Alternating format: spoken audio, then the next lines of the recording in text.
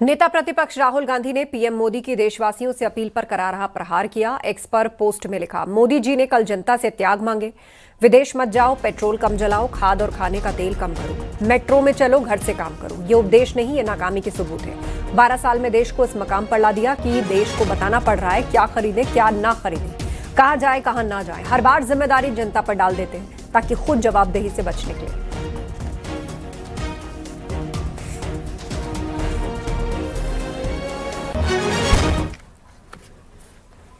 उधर योगी सरकार के मंत्री दानिश आजाद अंसारी ने पीएम मोदी की अपील को सही बताया है। उन्होंने कहा कि मौजूदा वैश्विक हालात को देखते हुए प्रधानमंत्री मोदी ने देशवासियों को बहुत सकारात्मक सुझाव दिए हैं। क्रम चल रहे हैं, उस घटनाक्रम को देखते हुए निश्चित तौर पे प्रधानमंत्री मोदी जी ने बहुत सारे सकारात्मक सुझाव देश को दिए हैं। और एक अच्छी बात इस डिकेड में देखने को मिली कि मोदी जी ने जब भी जो सलाह देश को दिया, पूरे देश के एक एक व्यक्ति ने, हर जाति धर्म मजहब के लोगों ने मोदी जी पे विश्वास जताते हुए उन सलाह को माना भी है। बीजेपी के वरिष्ठ नेता मुख्तार अब्बास नकवी ने पीएम मोदी की अपील को सही बताया। वैश्विक संकट का देश में कम प्रभाव हो, इससे लेकर पीएम मोदी ने यह अपील की। आज इस संकट के वैश्विक संकट के दौर में जहां एक तरफ सरकार इस संकट के समाधान का हिस्सा बन रही है, वहीं जो है वो समाज को भी इस संकट के समाधान का हिस्सा बनना चाहिए। ये बात प्रधानमंत्री जी ने कही है। और मैं मानता हूं कि जब भी इस तरह का संकट आया है भारत पर, तो पूरे देश ने एकजुट होकर के उस संकट के समाधान में हिस्सेदारी और भागीदारी की है। लेकिन अफसोस की बात है कि कुछ लोग जो है वो डायनेस्टी के डिफॉल्टेड डपूर शंख लोग ऐसे हैं जो कि संकट के समाधान का हिस्सा बनने के बजाय जो है वो सियासी व्यवधान का हिस्सा गढ़ने में लग जाते हैं। पीएम मोदी की अपील पर देश भर में लोगों की मिलीजुली प्रतिक्रियाएं देखने को मिल रही हैं। राजधानी दिल्ली में बड़ी संख्या में लोगों ने पीएम की अपील का समर्थन किया और कहा कि देश हित में अगर कुछ दिनों तक सोना कम खरीदा जाए, पेट्रोल डीजल की खपत कम की जाए तो इसमें कोई परेशानी नहीं। लोगों का कहना है जब बात देश हित की हो तो हर नागरिक को सरकार का साथ देना चाहिए। जो भी वो कह रहे हैं वो ठीक है, बिल्कुल ठीक कह रहे हैं। इससे आपको क्या लगता है कि बचत करके क्या मतलब आप योगदान देंगे कि 1 साल गोल्ड नहीं खरीदेंगे? बिल्कुल योगदान देंगे। बहुत अच्छा है, बहुत बढ़िया काम कर रहे हैं। क्योंकि हमारे देश में अभी वैसे तो भगवान की कृपा है, संकट नहीं आया है। कल को अगर संकट आ जाता है तो हम लोग उससे प्रिपेयर रहें, हम आगे की सोचें। गोल्ड मना किया है, कोई बात नहीं, 1 साल के लिए मना किया है ना, आगे आप खरीद लीजिए, आप आगे दे दीजिए। वर्क फ्रॉम होम करिए, बहुत अच्छी बात है। अगर हम 50% बाहर रहते हैं या 50% घर में रहते हैं तो पेट्रोल बचेगा। मैं तो ये चाहूंगा कि एक ऐसा दिन निकालें जिसमें कि पूरी इंडिया रेस्ट करे, जिससे कि हमें बहुत फायदा होगा। पेट्रोल बचेगा, बिजली बचेगी। बहुत ही अच्छी अपील है ये, क्योंकि पैसा जब हम सोना खरीदते हैं, सोना एक निष्क्रिय धातु है, इसके कोई फायदे नहीं है। सिर्फ हमने खरीदा और रख दिया। जो हमारी मनी जाता है यहाँ से वो फॉरेन के लिए जाता है, हमारा मनी यहीं रहेगा तो हमारी प्रॉस्पेरिटी में काम आएगा, हमारे उद्योग धंधों में लगेगा। तो बहुत अच्छी अपील है और हर एक को वो बात ठीक है पीएम साहब की कि भाई बलिदान कोई ब्लड देके या ब्लड सीड करके ही नहीं होता। बलिदान जो है अपनी चीजों को सीमित करके, जब कभी कोई आपदा पड़ती है, जैसे इकोनॉमिक क्राइसिस है फिलहाल, तो इसमें अपनी जो आवश्यकता है उनको सीमित कर लीजिएगा। सीमित करेंगे तभी हम पार पाएंगे इस सब चीजों से। अमेठी में महिलाओं ने धरना प्रदर्शन का आज दूसरा दिन है। यहां बड़ी संख्या में महिलाएं कांग्रेस कार्यालय के बाहर प्रदर्शन कर रही हैं। महिला कांग्रेस सांसद किशोरी लाल शर्मा के ऑफिस के बाहर बैठकर विरोध जता रही हैं। उनका आरोप है विपक्षी सांसदों ने महिलाओं के हक के लिए लाए जा रहे कानून का विरोध किया। वो कानून पास नहीं हो सका और महिलाओं को उनका हक नहीं मिल पाया।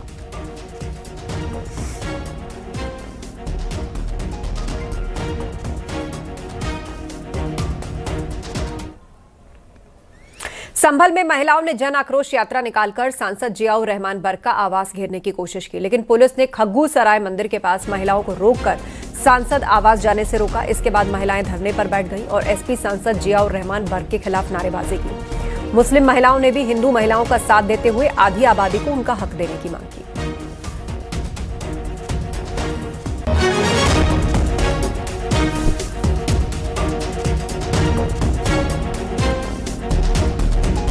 हमारी पार्टी में हमारे पार्टी के पदाधिकारी नेतागढ़ के द्वारा महिलाओं को सम्मान मिलता है। जो हमारा बिल पास नहीं हुआ, आज कहीं ना कहीं हम वंचित रहे। यदि हमारा बिल पास होता तो यहाँ जो बहनें बैठी हुई हैं वो किसी ना किसी स्थान पे जाती, सदन में भी जाती, उनको मौका मिलता, कोई विधायक बनती, कोई सांसद बनती। भारतीय जनता पार्टी ने हमें पंचायत से पार्लियामेंट तक जाने का अवसर दिया। आज जो हमारा सपना टूटा है तो हम समस्त एज की माता बहनें यहाँ एकत्र हैं, समस्त समाज की हैं। इटावा में सपा सांसद जितेंद्र दोहरे के आवास पर बीजेपी महिला नेताओं और समर्थकों ने जोरदार प्रदर्शन किया। महिला संगठन ने संसद में नारी वंदन बिल के विरोध को लेकर सपा सांसद के खिलाफ नारेबाजी की और प्रदर्शन को देखते हुए पुलिस प्रशासन ने इलाके में कड़े सुरक्षा इंतजाम किए। इस दौरान भाजपा विधायक सरिता भदौरिया ने भी सपा सांसद पर जमकर निशाना साधा।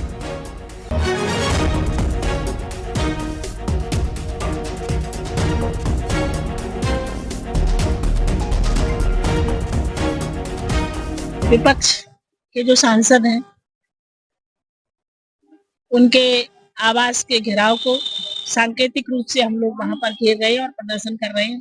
और कारण ये है कि जो 17 तारीख को नारी शक्ति वंदन अधिनियम को पार्लियामेंट में क्रियान्वित होने से रोकने का काम जिस तरीके से विपक्ष ने संख्या बल के आधार पर किया है, जब वहां पर वोटिंग हुई तो संख्या बल के आधार पर उन्होंने नारी शक्ति वंदन अधिनियम को रोकने का काम किया और पूरे देश की महिलाएं अपने आक्रोश को व्यक्त कर रही हैं और नाराजगी व्यक्त कर रही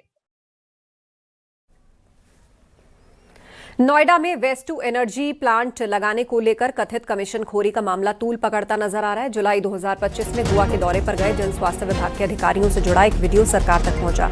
इसमें प्लांट लगाने के बदले कमीशन मांगने का दावा किया जा रहा है। सरकार ने शिकायत को गंभीरता से लिया, वीडियो की जांच 2 निजी लैब में भेजी। शुरुआती स्तर पर वीडियो को AI से बना फेक वीडियो भी कहा जा रहा है। सूत्रों के मुताबिक वीडियो प्रमाणित होने के बाद मामले में बड़ी कार्रवाई हो सकती है।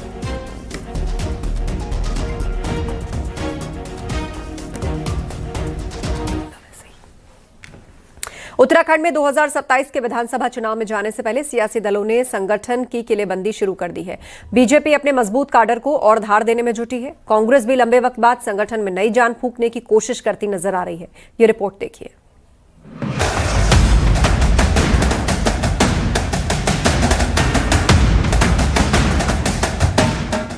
2027 के चुनावी रण से पहले उत्तराखंड की सियासत में संगठन को लेकर हलचल तेज हो गई है। बीजेपी हो या कांग्रेस, दोनों ही दल अब बूथ से लेकर जिले तक अपनी पकड़ मजबूत करने में जुट गए हैं। संगठन के दम पर चुनावी लड़ाइयों में बढ़त बनाने वाली बीजेपी अब अपने 22 फ्रंटल संगठनों को प्रदेश से लेकर जिला स्तर तक सक्रिय करने की तैयारी में है। पार्टी 7 मोर्चों के लिए प्रदेश से लेकर जिला स्तर पर प्रभारियों की तैनाती भी करने जा रही है। इससे पहले शनिवार को बीजेपी युवा मोर्चा और महिला मोर्चा ने अपने सभी 19 संगठनात्मक जिलों में जिला प्रभारी और सह प्रभारियों की घोषणा कर दी।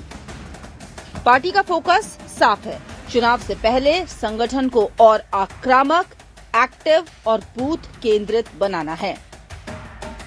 लेकिन जो हमारे फ्रंटल हैं, जैसे हमारे मोर्चे हैं, आजकल मोर्चों में हमारे सभी जनपदों के हम लोग प्रभारी घोषित कर रहे हैं और इसके साथ साथ जो हमारे प्रकोष्ठ हैं, 22 हमारे प्रकोष्ठ हैं, उन प्रकोष्ठों में हमें प्रदेश में उसका गठन करना है, जिलों में उसका गठन करना है। इसके साथ साथ हमारी जो निचले की जो इकाइयां हैं, वो इकाइयां पहले से हम उसको फुलफिल कर चुके हैं। हमारे मंडल की सारी कार्यकारिणी इसमें बन चुके हैं, मोर्चों के भी हमारे पदाधिकारी इसमें बन चुके हैं। एक प्रकार से अगर हम कहें तो भारतीय जनता पार्टी की संगठन की संरचना जो है पूर्ण हो चुकी है।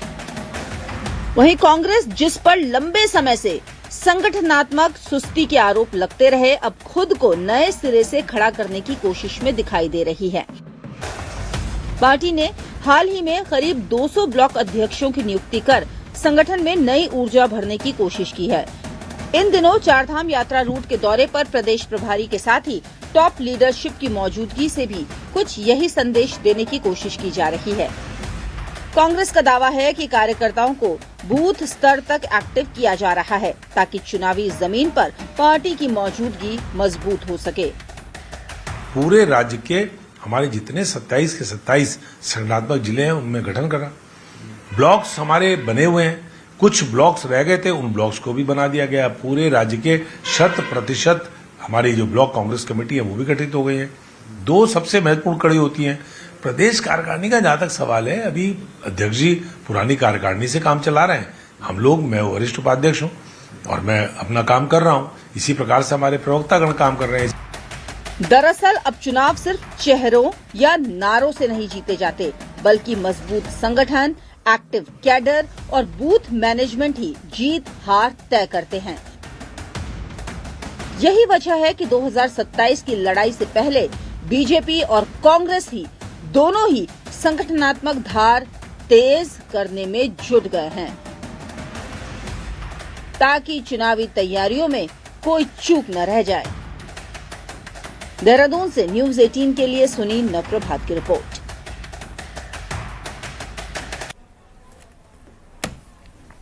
मथुरा पुलिस लगातार अपराधियों पर शिकंजा कस रही है। पुलिस ने गैंगस्टर एक्ट के तहत बदमाश पवन की संपत्ति को कुर्क किया। मथुरा के थाना हाईवे क्षेत्र की कृष्णाधाम कॉलोनी में कुर्की की कार्रवाई हुई।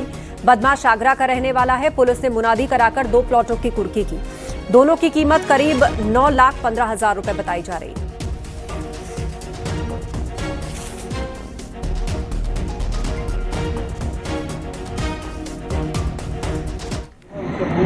तो मथुरा में पुलिस का एक्शन देखने को मिला है।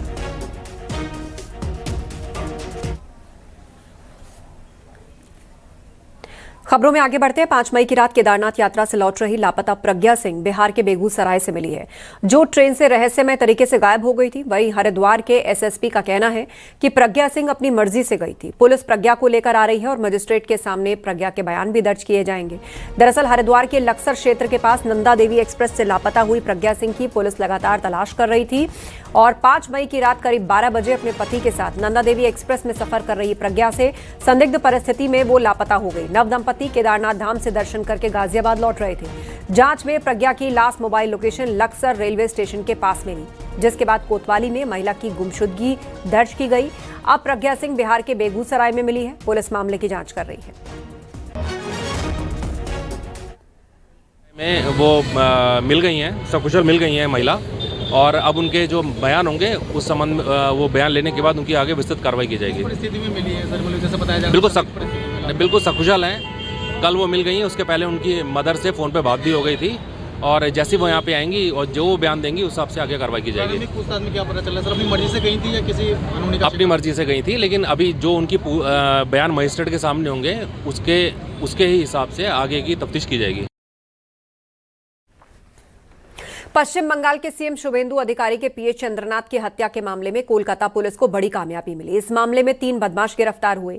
वहीं बारासात कोर्ट ने आरोपियों को रिमांड पर भेजा। तीनों आरोपियों को 13 दिन की पुलिस रिमांड पर भेजा गया है।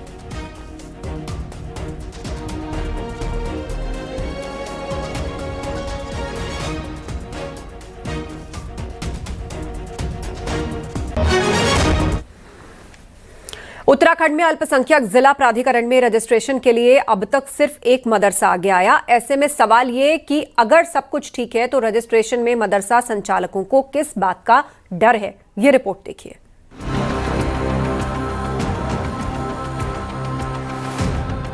प्रदेश में मदरसा बोर्ड में रजिस्टर्ड मदरसे भी नॉर्म्स के अनुसार नहीं हैं। ये हम नहीं बल्कि बाल आयोग के अध्यक्ष गीता खन्ना खुद कहती हैं। मस्जिद, हॉस्टल और क्लास सब एक ही जगह करवाई जा रही हैं। ना मदरसों को लेकर पूरी जानकारी है, ना ही उसके कागजात समझ में आ रहे हैं। हाल ही में मदरसों में किए गए निरीक्षण में कई अनियमितताएं मिली, जिसके बाद साफ हो गया कि प्रदेश में चल रहे मदरसों की नए सिरे से जांच जरूरी हो गई है। अगर आप बच्चों को सीसीआई की तरह रख रहे हो तो आप डीपीओ को इन्फॉर्म करिए। अगर आप हॉस्टल चला रहे हैं तो फिर आप हॉस्टल के जो शिक्षण संस्थान के नॉर्म्स हैं कि हर बच्चे पे इतने वर्ग फिट जगह होनी चाहिए, ऐसी किचन होनी चाहिए, ऐसा वो होना चाहिए, वो सब जरूर हमें फॉलो करना चाहिए। तो बिहार के बच्चे आ रहे हैं, उनके माता पिता को पता नहीं है और सारे डॉक्यूमेंट्स उर्दू में हैं, तो कैसे मैं एज ए एजेंसी या डीपीओ एज ए एजेंसी या पुलिस एज एन एजेंसी, अब हम अपने साथ में एक उर्दू का ज्ञान का तो बंदा लेके घूमते नहीं है, तो कैसे हम इसको वो करें, ये है चैलेंज है। दरअसल प्रदेश में वक्फ की संपत्तियों पर भी 117 मदरसे चल रहे हैं। वक्फ बोर्ड के अध्यक्ष का कहना है कि ना बच्चों के रहन सहन पर ध्यान दिया गया, ना ही पढ़ाई पर। यहाँ तक कि पढ़ाने वाले शिक्षकों की भी कभी क्वालिफिकेशन चेक ही नहीं की गई। देखिए, सिस्टमैटिक मदरसों में कुछ भी नहीं है और उसके पीछे सबसे बड़ा कारण ये है कि मदरसों की ना तो कभी पढ़ाई पे ध्यान दिया गया, ना मदरसे की शिक्षा के ऊपर, ना बच्चों के रहन सहन के ऊपर। एक क्वालिटी एजुकेशन होती है और एक क्वालिटी एटमॉस्फेयर होता है। मुझे लगता है कि मुसलमानों को तो दूध में से मक्खी की तरह जैसे निकाल के डाल देते हैं, वैसे डस्टबिन में डाला हुआ था। तो ना उन बच्चों के पास रहन सहन की कोई अच्छी फैसिलिटीज़ है, ना वहाँ की व्यवस्थाएं चुस्त दुरुस्त है, और ना कोई नॉर्म्स बने ऐसे कि आपको मदरसा खोलना है, बच्चों को यहाँ पे रखना है तो उसके लिए क्या नॉर्म्स होंगे। तो अब क्योंकि मदरसा बोर्ड समाप्त कर दिया है युवा मुख्यमंत्री जी द्वारा। सवाल ये है कि अब जब सिर्फ 1.5 महीने का वक्त बचा है तो फिर क्यों प्रदेश के मदरसा संचालक अल्पसंख्यक शिक्षा प्राधिकरण में रजिस्ट्रेशन के लिए आगे नहीं आ रहे हैं। अगर सब कुछ पाक साफ है तो फिर नियमों से चलने में किस बात का डर। न्यूज़ 18 के लिए देहरादून से भारती सकलानी उनियाल की रिपोर्ट।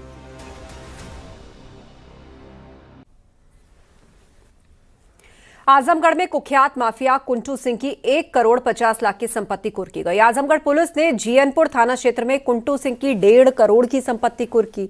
ये कार्रवाई थाना जीएनपुर और कोतवाली पर पंजीकृत गैंगस्टर एक्ट के मुकदमों में की गई। कुंटू सिंह पर कुल 78 आपराधिक मुकदमे दर्ज है, जिसमें हत्या, लूट, रंगदारी, अपहरण, धोखाधड़ी जैसे संगीन मामले शामिल है। कुंटू सिंह थाना जीएनपुर का हिस्ट्री शीटर है।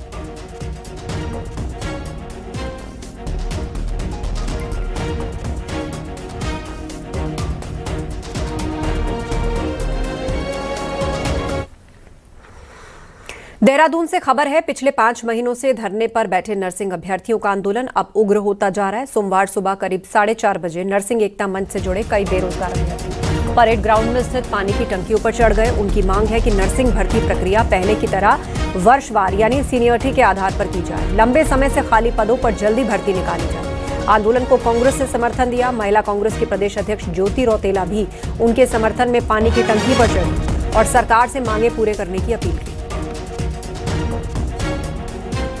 किया गया है। 158 दिन से हमारा धरना चल रहा था एकता विहार में, और उसके बावजूद अगर देखा जाए तो आमरण अनशन के 22 दिन हो गए थे, और आज हमें ये आंदोलन को उग्र करना पड़ रहा था। क्यों करना पड़ रहा है? अपनी आवाज को बुलंद करने के लिए। हम कोई अपनी न्यायोचित मांग मांग रहे हैं, कोई जायज मांग रहे हैं, ऐसा कुछ आपसे अलग से नहीं मांग रहे हैं। सरकार को सुध-बुध लेनी चाहिए, शासन प्रशासन को इसमें अमल करना चाहिए, प्रदेश भर के छूटे हुए अभ्यर्थियों के लिए कहीं न कहीं एक रास्ता बनाना चाहिए, ऐसी हमारी मांग है।